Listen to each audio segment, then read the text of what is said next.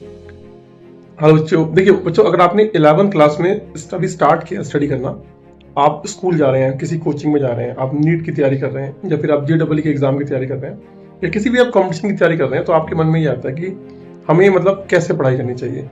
जैसे आप NCERT solve कर रहे हैं, इंस्टीट्यूट के मॉड्यूल्स हैं, तो उसके साथ साथ हम कौन सी बुक लगाएं। अगर मैं मैथ्स की बात करूं, या हम प्रीवियस ईयर क्वेश्चंस लगाएं, या कितना फोकस करें, कब कौन सी बुक लगाएं।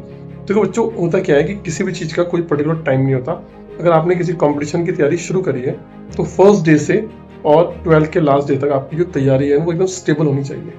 अगर जैसे कि आप 11th क्लास में फर्स्ट टॉपिक पढ़ रहे हैं सेट थ्योरी, तो सेट थ्योरी जैसे आपने पढ़ लिया तो एनसीईआरटी को आपने अच्छे से लगा लिया। एनसीईआरटी के बाद आप एनसीईआरटी एग्जाम्पलर का एक क्वेश्चन सॉल्व करिए। उसके बाद आप प्रीवियस ईयर क्वेश्चन जब लगाएंगे ना, तो आपसे वो होंगे नहीं। क्यों नहीं होंगे? क्योंकि सेट्स में क्या होता है ना, बहुत सारे मल्टीपल टॉपिक्स कनेक्ट होते हैं। तो आप सेट के पीवाईक्यू एकदम से मत लगाइए, सिर्फ एनसीईआरटी और एग्जाम्पलर लगाइए। उसके बाद आप रिलेशन और फंक्शन पढ़िए और टिक्नोमेट्रिक पढ़िए। इनको पढ़ने के बाद तब जाके आप सेट्स के क्वेश्चंस कर पाएंगे। और सबसे ज्यादा जो मेन मतलब जो चैलेंजिंग होता है वो पीवाईक्यू होते हैं। मैथ्स में अगर आप सारे पीवाईक्यू लगा लेते हैं, मतलब पिछले 5 साल में ना 2500 पीवाईक्यू है। अगर आप 5 साल के 2500 पीवाईक्यू लगा लेते हैं, तो आपको किसी भी बुक की जरूरत नहीं है।